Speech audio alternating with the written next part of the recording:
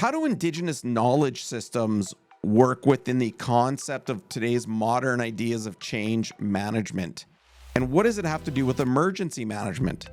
Well, I met with Tanya Tourangeau, reconciliation strategist and consultant with Tanya T Consulting, who's developed a methodology and program for incorporating Indigenous knowledge into change management practices. And in this conversation, we dive into very specific examples of how she's influencing big changes through her 4C process.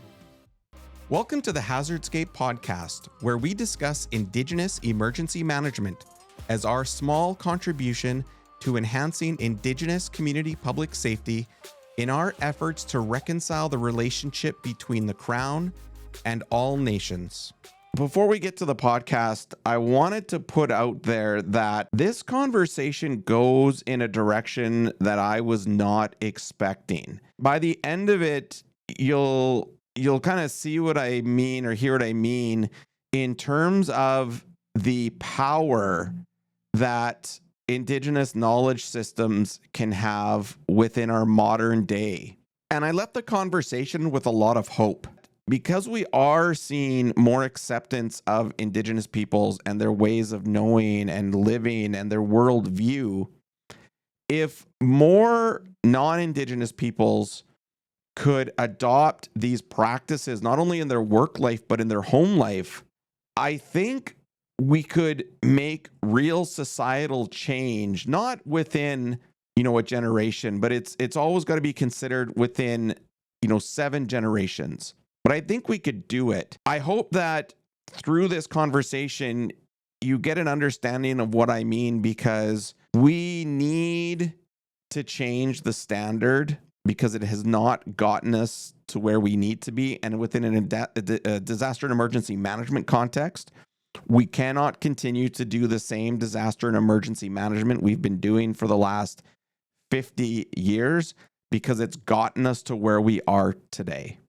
My name is Tanya Tourangeau. That's my English name.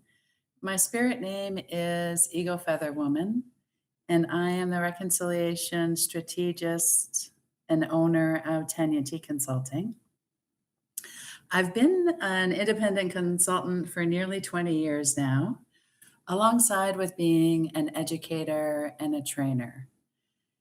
I've worked with many large Fortune 500 companies, including Starbucks, cooperators, and government organizations like FCM, the Government of the Northwest Territories, Government of Alberta, and I've taught in several university education organizations, including University of the North in Manitoba, and also in my own community, Aurora College.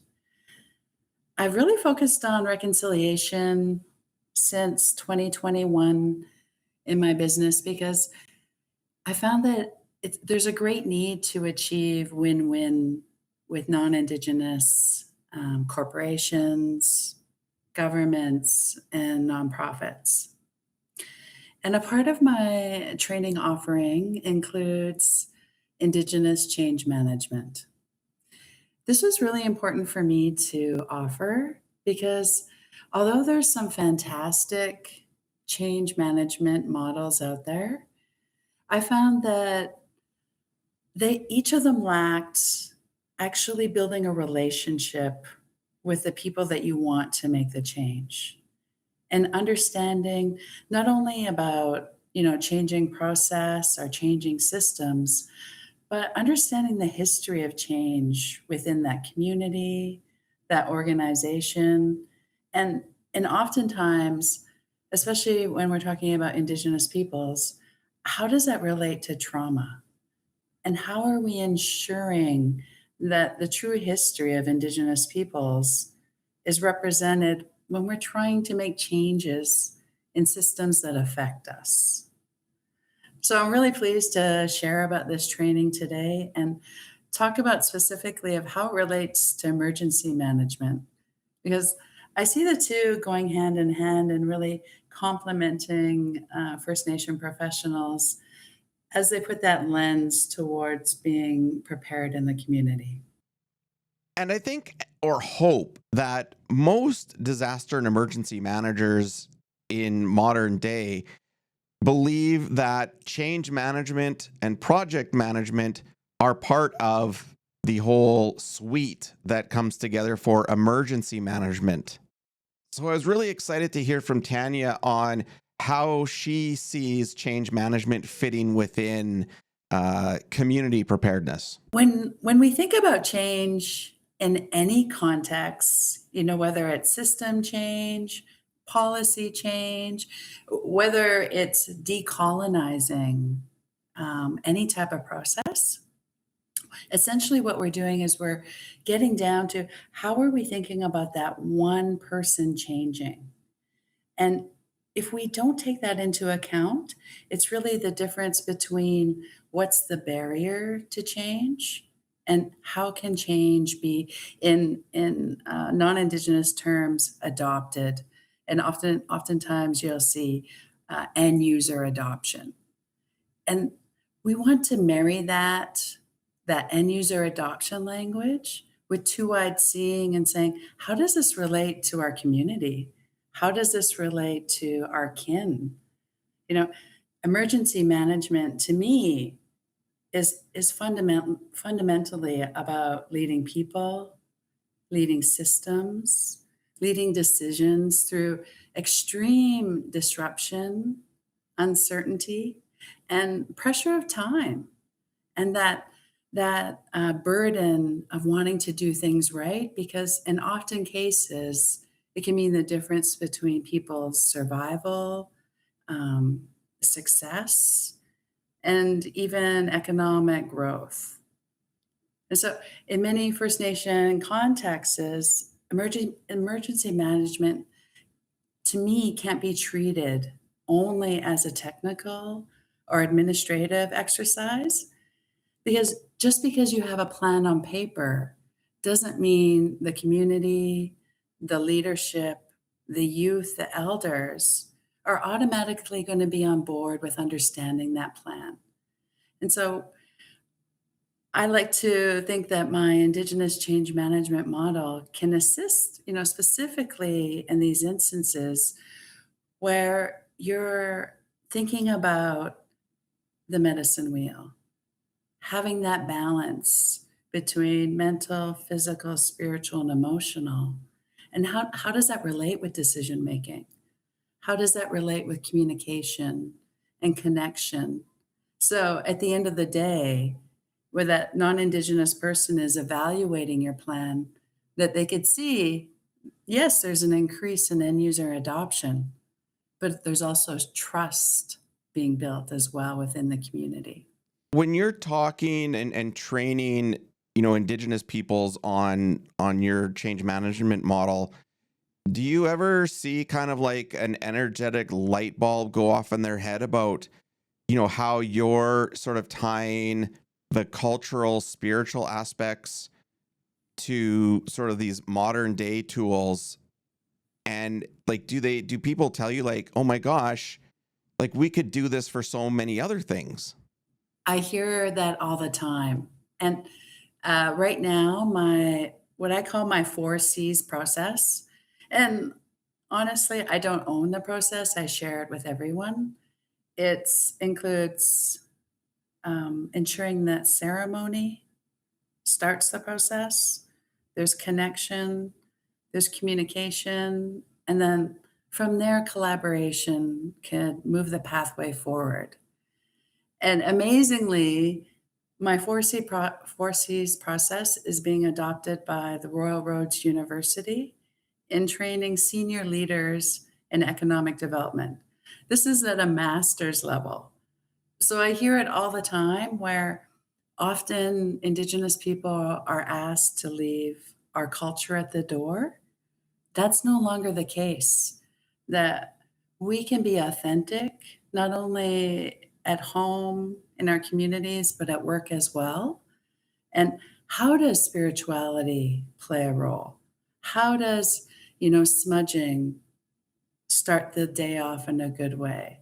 You know, how is bringing in a pipe and ensuring that we're honoring all four directions within the medicine wheel? And quite naturally, I've seen it applied to so many different sectors now. As I was listening to Tanya explain her work, it got me thinking about how non Indigenous peoples can adopt these same practices. But for me, it's also it's a change for non-indigenous peoples to adopt these practices. So it's almost like a double change, right? If we're trying to make a change at work or in our lives, plus we're trying to adopt a new way of thinking and seeing the world, how would that work? And how can Munoz like me adopt some of these practices and beliefs without feeling like I'm extracting or appropriating Indigenous knowledge? One, I would educate about the difference between appropriation and appreciation, and grounded that the non-Indigenous person in many ways already practices spirituality, maybe without naming it so, and especially in their own religion. Uh, Even just being non-Indigenous, there's Buddhism, Taoism, Hinduism that have a deep connection to how we practice ourselves as Indigenous peoples. So it's one, it's finding that common ground. Are you connected to Mother Earth? Are you have appreciation for the elements? Do you see that trees are alive? And finding that common basis, that it's not, this mysterious magical shaman type, movie basis that is a part of our beliefs, but that's grounded in Mother Earth. And with that understanding, ceremony then becomes something that is not so foreign and not so exclusive only for Indigenous peoples. And you see that with our powwows, our round dances. We, when you see a poster advertising those events, those posters are not for Indigenous peoples.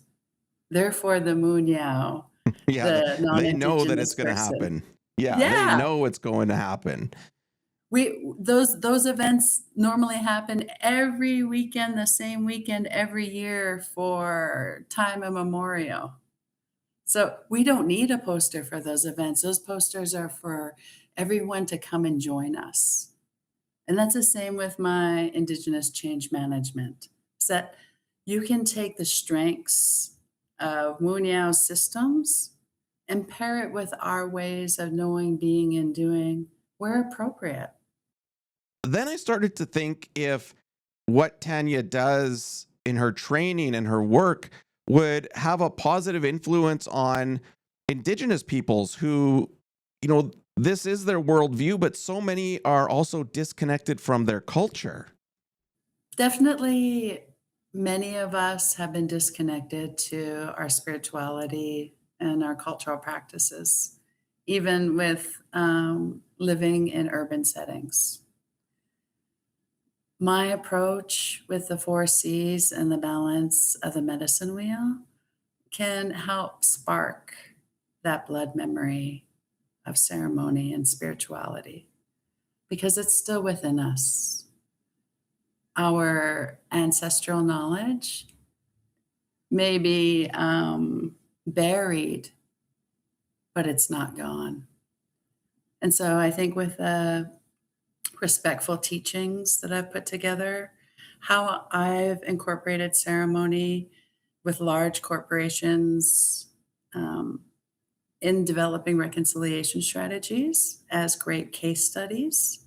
It allows others, whether Indigenous or not, to see that there's value in not only having culture and spirituality and work, but it naturally then leads into community and your own personal life as well.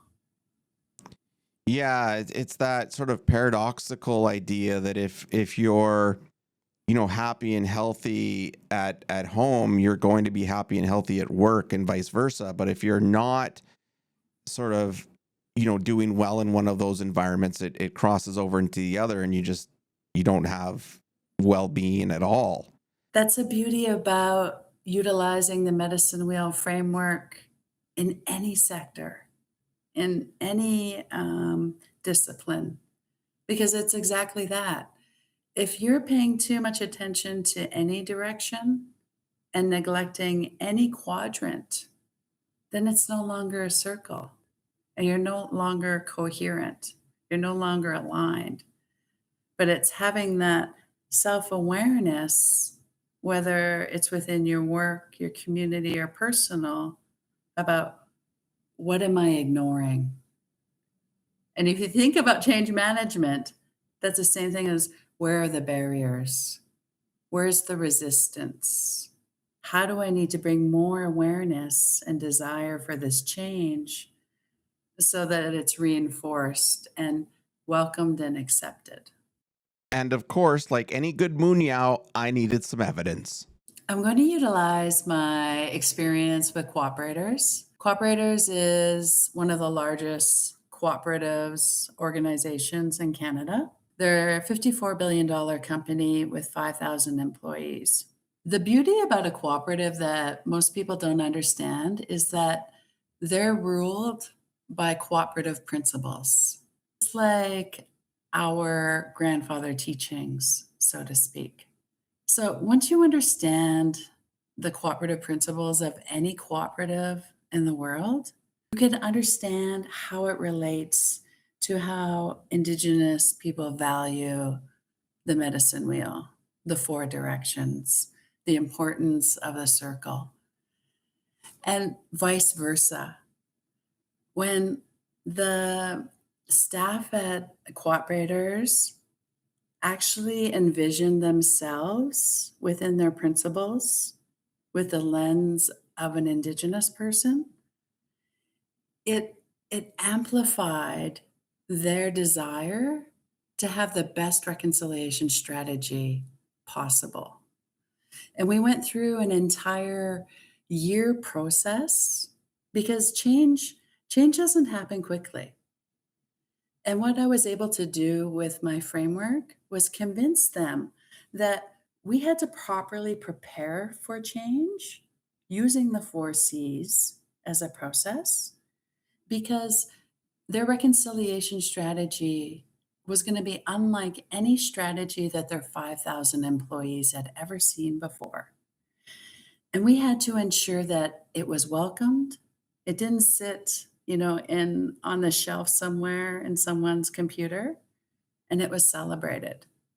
And so it was really important to incorporate ceremony throughout that year, connection between Indigenous employees and non-Indigenous employees, connections with partnerships, stakeholders, rights holders right across Canada, and then communicating what we were doing all year long with the understanding that we're going to get to this reconciliation strategy. And I'll tell you the number of staff who attended all our education sessions, our ceremonies, our celebrations, many staff of this Fortune 500 company attended every single education event, even though they didn't have to.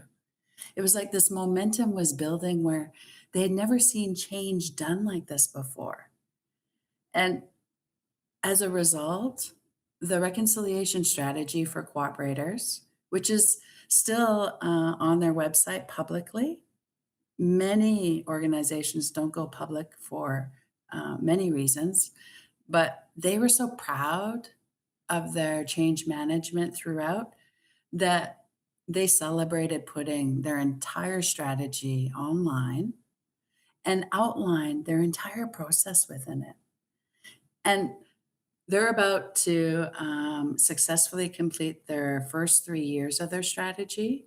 And I could tell you already that the evaluation of the actions they put out, they superseded them.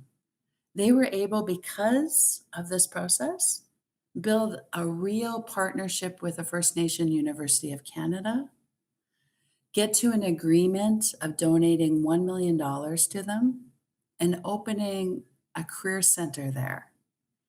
And for me, this is so magical because they're creating a workforce that could be prepared to join cooperators.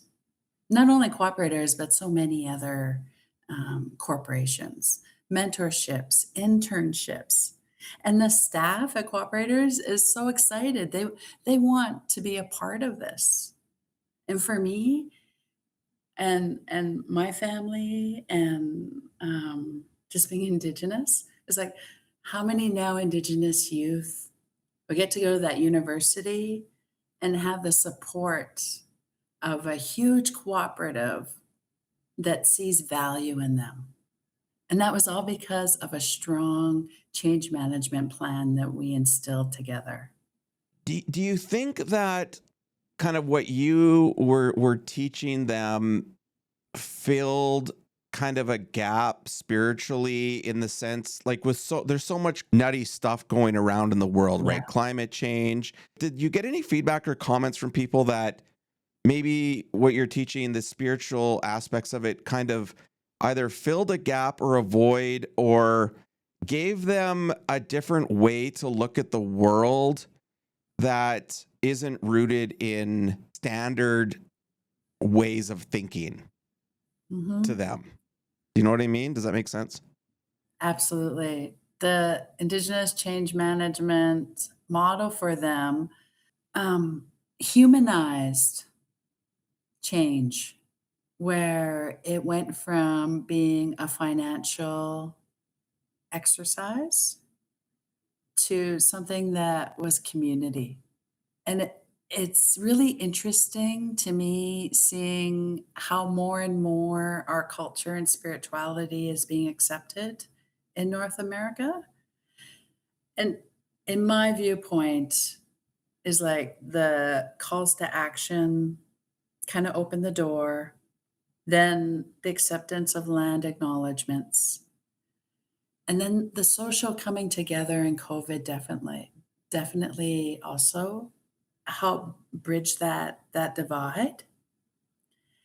And now that I know I see more Indigenous peoples being public, Mm-hmm.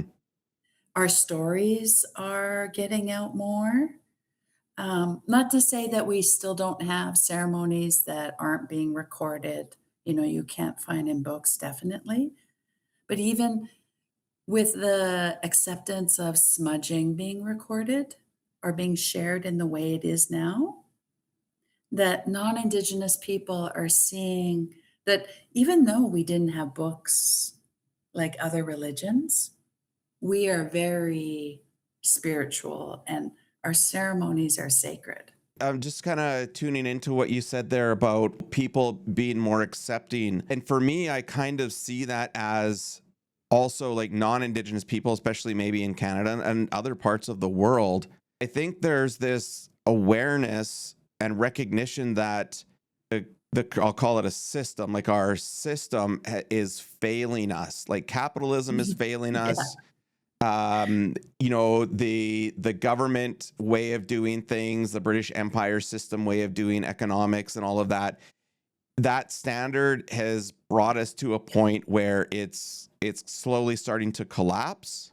Mhm. And we need to, like you said, humanize our systems as a better way to go forward, but also to look at solving problems that capitalism and colonization have created through like a non-standard means, because those things are not going to fix the problems. They created the problems.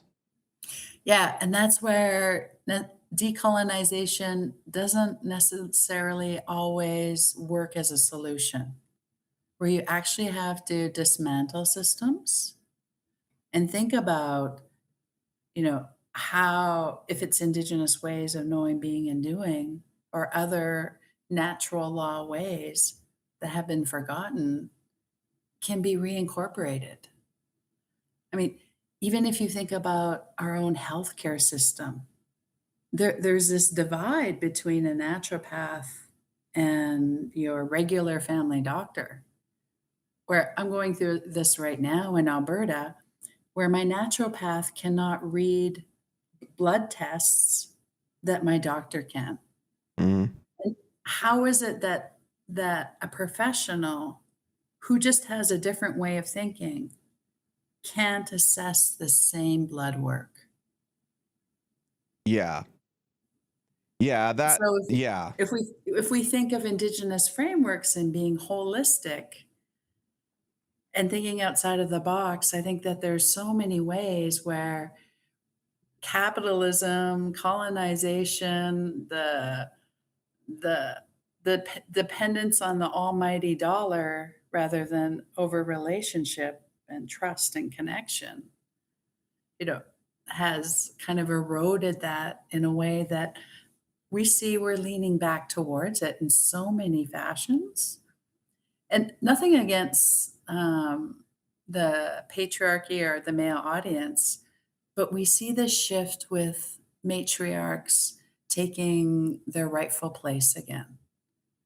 And for me, this came from when we signed our treaty that non-Indigenous women were not valued.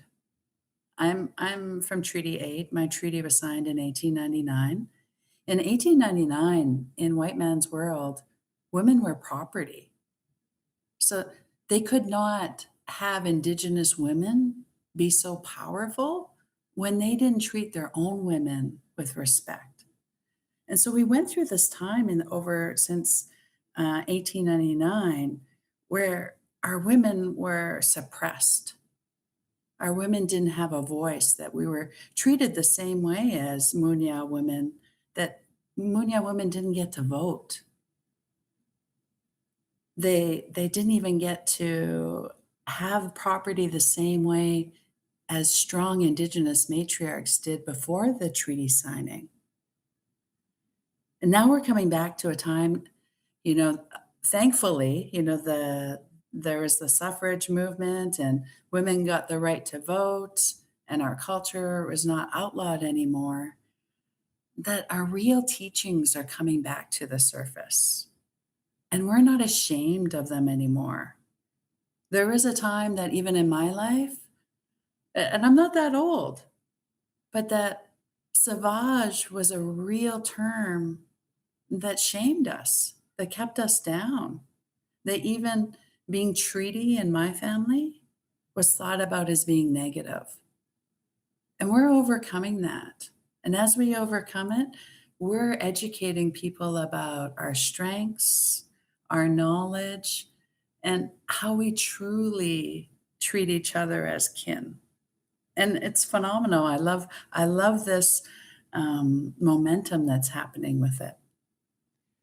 Yeah, and you're seeing it. I think I'm seeing it. So first, I'll go back to that. That's part of it. So there's been an entire like thousands of years. If you go over to Europe, right, like witches, right, Yeah. all those women that were murdered and killed because how of their view of things.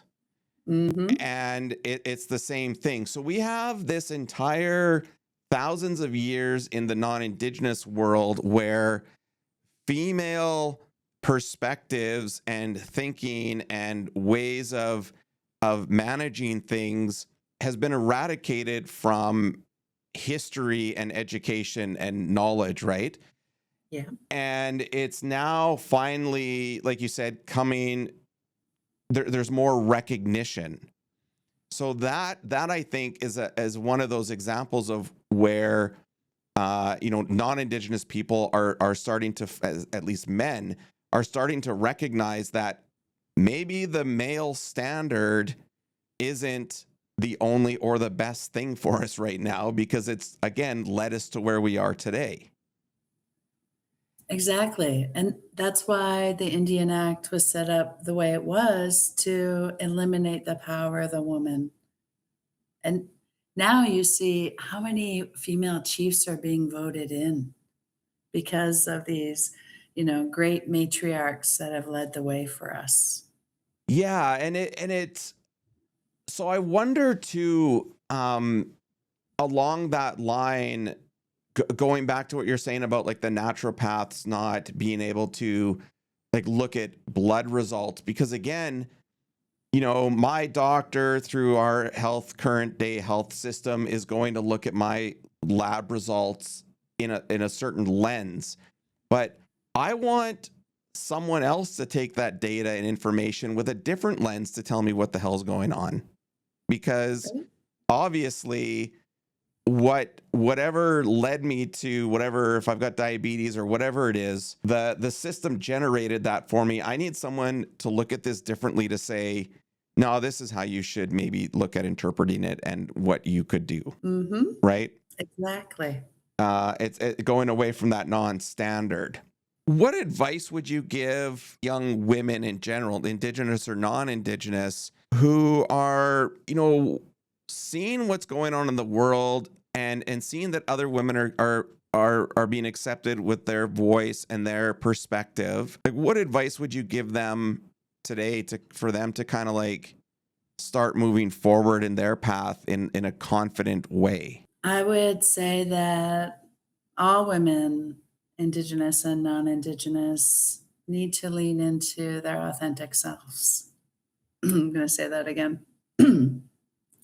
I would say that all women, Indigenous and non-Indigenous, need to lean into their authentic selves, to pull from their family teachings, to pull from their culture, pull from what ceremony means to them, and combine that with Western knowledge. And with that, I see that more and more matriarchs will find their way in harmony, and we'll see more change to come. What would would you have to say to either, their parents too, right? Because it's it's one thing for like a young person today to be hearing this, maybe, they're 13, 14, 15, whatever, and they're hearing this, but then, their parents have to also support them. And maybe there's parents listening to this and they're like, well, how do I help my child kind of be authentic? Like, what would you say to the parents as well who are listening to this that want to support their kids or even their young girls in that path? Right now, in my viewpoint, society is just setting up a bunch of worker bees to not think of themselves. And I could say this with looking back and thinking about my own high school and post secondary experience, and even my experience as an educator. That all we've really been teaching our youth is how to take tests successfully. And the majority of our youth cannot do that even without stress. And when you think about creators' creations, you can't make a fish fly and you can't make a bird swim. And so it's really trying to understand all of us for no matter what age we are, what is passionate to us? Where are our strengths? How can we build those strengths up? And it's not necessarily going to come through a box with having a grade system of whether you're an A student or a C student or a failing student. And sometimes there's other pathways of success, just like there's other pathways of change management, just like there's other pathways of dieting and exercise that maybe the colonizers don't have it right. Maybe there's other ways that we could be open into finding out what our truths are, what our passions are, and how we can be authentic. What's the message on sort of like, for lack of a better term, de-risking that? Because I think too, right, there's still a lot of parents that grew up in that system of, you graduate, You go to school, you get your job, right? That in my view is what I would call like today's like safe thing. And I think there's a lot of parents that know that that path is really not turning out the way it's supposed to be, but but it still seems even too risky for their kids to not do that. So they send them back to university regardless, or to university regardless of it. So for parents, like how can we de-risk that for our kids? Do you have any thoughts on that? I think a great way to de-risk that is to truly understand the misconception of Maslow's hierarchy of needs. We've all been trained on this false pyramid, where at the top of this pyramid, you finally get to self actualization. And only then, at the height of your career or the height of your success, according to Maslow's false model, is when you're allowed to be authentic, when you're supposed to um, treat yourself or focus on yourself. And the reason why I say it's false is because Maslow flipped that pyramid. For those who aren't aware, Maslow went to the Blood tribe in southern Alberta and spent quite a bit of time there.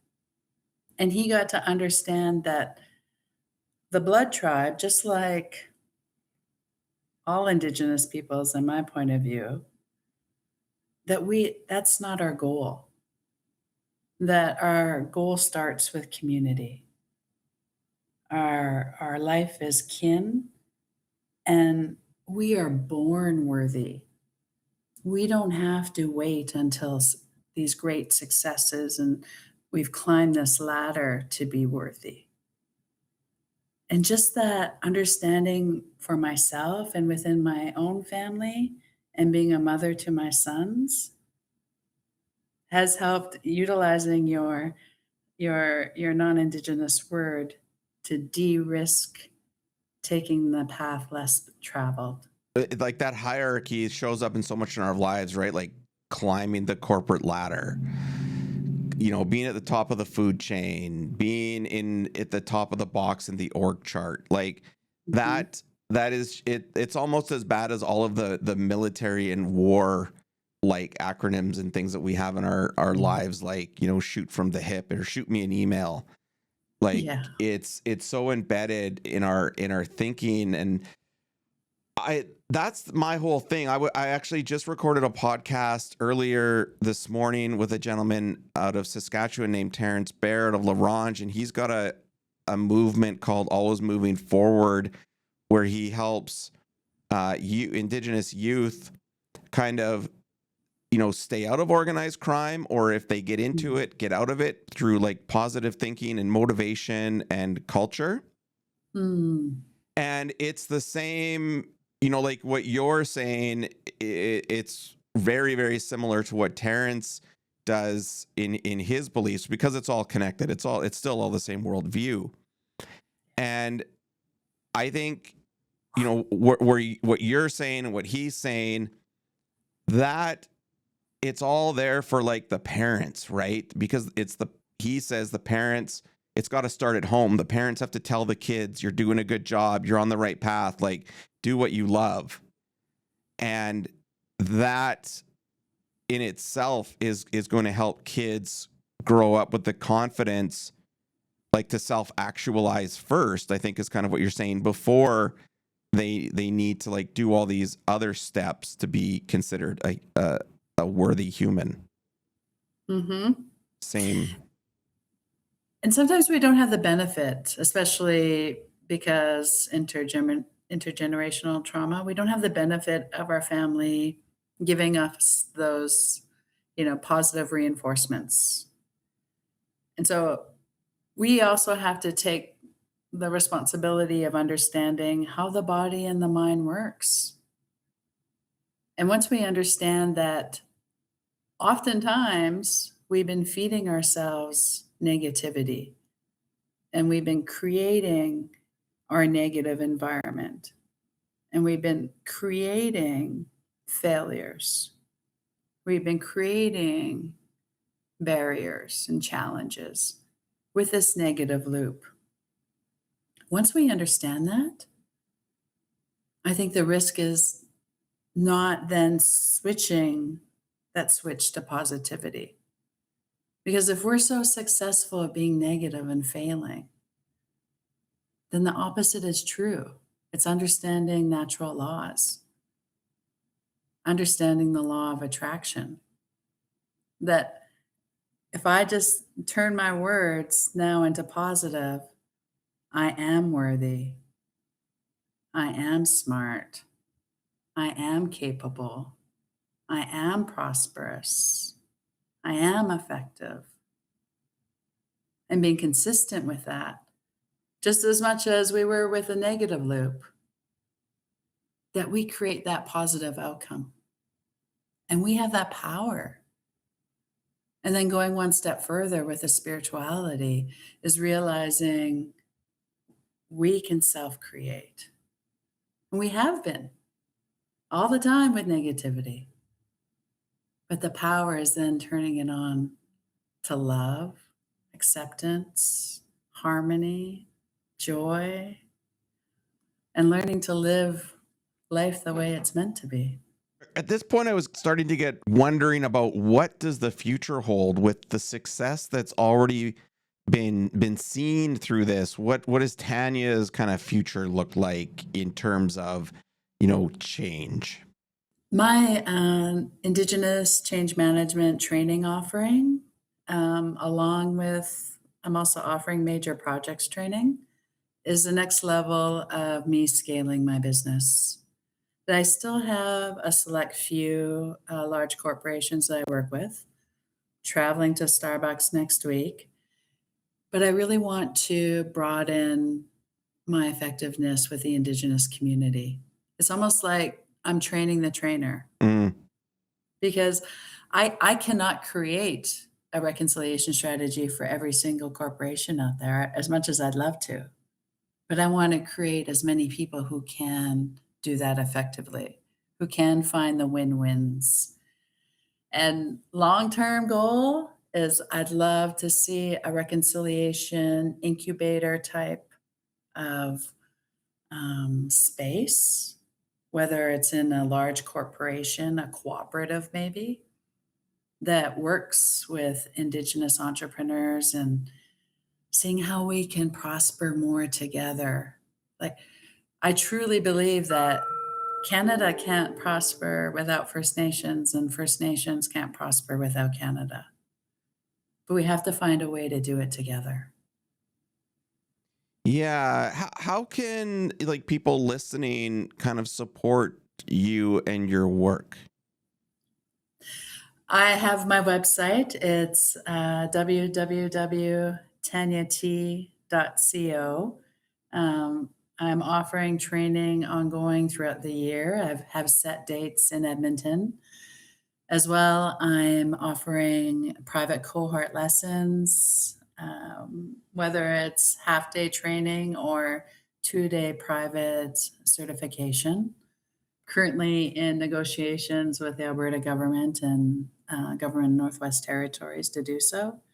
But I'm also very much about grassroots projects, First Nation initiatives, Métis who want to work with their Bill C-91. I'm about change as long as it's about win-win and finding relationships together. And then I wanted to understand some of Tanya's challenges and barriers to all of this as she moves forward. From the barriers for my non-Indigenous clients, like my corporate clients, is having them not to overanalyze to the point of being paralyzed. That I come against a lot of fear in them making mistakes. And what I tell them is there's no Indigenous jail. They get caught up in the word protocol, and though I respect the word protocol, they often take it to the point where, there's gonna be some blacklist out there that all of us Indigenous professionals are looking at, and they've crossed the line somehow. There's this deep fear of shame and embarrassment.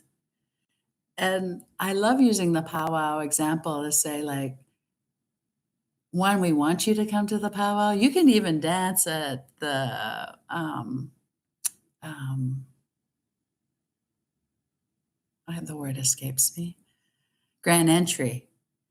That's how inclusive we are. I try to tell my corporate clients that we started DEI. You'll see every race at a powwow. And so that's my biggest challenge with non-Indigenous people is getting them to try the first time, and from there, oh, they thrive so much. It's just getting over that fear. Working with Indigenous people is getting them to dream big. Let's push and encourage the corporations to lean into their influence and how they can partner with us. And that's what I mean about thinking about how can we push the envelope more.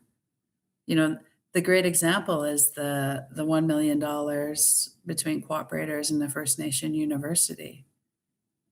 Before that, people would have thought that that was, no offense, but a pipe dream.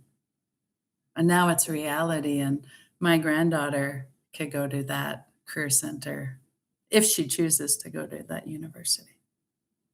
So those are my two biggest challenges in my work. Okay. So yeah, to anyone listening, right? Those are, if you're non-Indigenous, take those steps to engage, and Mhm. don't be, fearful or have anxiety of mistakes. I mean, personally, I've I I am disappointed in myself if I'm with a group of Indigenous peoples or doing a live stream on TikTok or whatever, and I hold myself back, right? Mm. Like, you have to show up as who you are, and you have to, like, it's kind of like, you're learning through making those mistakes, and nobody's going to, like you said, blacklist you. They're going to, I find, in, especially First Nations people, they're more than willing to call you out and correct you, but there isn't a Mhm. judgment there.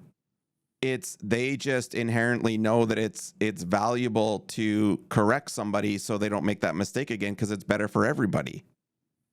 Yes. And then for the Indigenous people, it's, yeah, think impossible, think bigger, think the unthinkable, and Yeah. take those small tiny steps through, not only a change management process, but just through, the belief that it can be done, that it's achievable. Started working with Starbucks for it's going on my 5th year now. And before I started working with them, there was no First Nation owned Starbucks in Canada. Oh. You can get a Starbucks coffee, but the only benefit, like if you bought it at River Cree, was some rent and very minimal revenue to the First Nation. Through my work with them now, we have 3 First Nation owned Starbucks stores in Canada, and that's just the start. We've even got artwork that is, with a siren and First Nation art together. We're making changes, and it's all up because I had the big dream that we can do this. Like the siren, their logo? Yeah, the logo. That's impressive, because their brand is, their logo is, untouchable. Exactly. But to be able to kind of, like, put it alongside Indigenous art, that's impressive. But that's good, right? So that's what that's the kind of changes you're initiating, is that you're helping these corporate entities, like each individual within that giant system, recognize the value of Indigenous thinking and knowledge systems and worldview as a way to kind of like bring us all more closely together is kind of what's going through my head, right or wrong, but that's how I'm kind of like processing it right now. Yes, absolutely. It always comes back to thinking about relationships as win-win. Because oftentimes in my work, people who work with First Nation, Métis, or Inuit, they think of it as lose-win. Like they've got to give up something for the Indigenous person to be happy. And I look at it as win-win. And with the Starbucks example, when the siren is on that big sign on a First Nation land, somewhere where there's stores there, suddenly non-Indigenous people will stop there and shop. Oh, yeah, yeah. Because quite often, non-Indigenous people won't go to a First Nation to get gas or anything else because they think those stores are only for that First Nation. But when they see that siren up there, oh, they'll stop. Nothing will stop a non-Indigenous person from their Starbucks coffee, let me tell you. So the win-win for that First Nation is suddenly they have a whole new target market that's coming to their nation that's bringing dollars in. And to Starbucks, now they got the potential for 600 more First Nation-owned stores across Canada. Yeah, I think there's going to be people listening, just to the last 4 minutes at the corporate level where they're going to understand the power of your kind of change methodology for long term. Mhm. Right? This is, I mean, correct me if I'm wrong because I don't know your methodology or your work well enough, but I mean, I think you hear a lot of people training in change management to make small process changes, small efficiency changes at a team or department level, but really you're also kind of rising up the change to a level that it's impacting a global corporate brand, like Absolutely. at a very spiritual level, because like logos are just an emblem, a sigil, right, that corporations put out there with values and a mission to attract that energy. And you're kind of almost making a slight change in some regards to that sigil to draw in and for Starbucks to like give in a way, I guess. Absolutely. Okay. Yeah.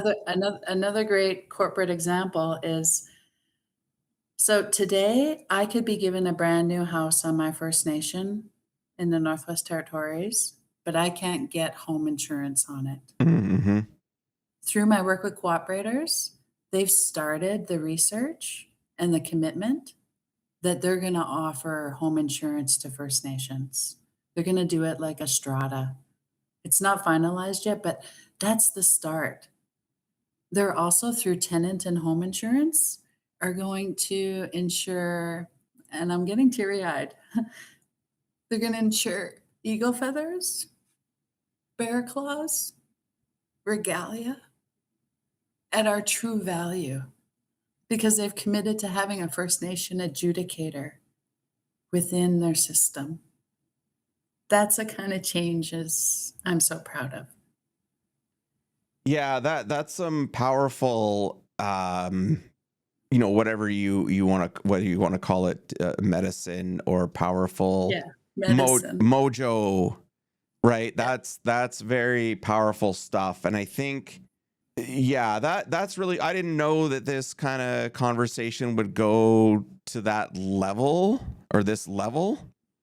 So thank you for taking us there, because I was kind of right at the surface when I reached out to you, and even starting this kind of like surface change management stuff, but this is getting into some pretty heavy, deep medicine that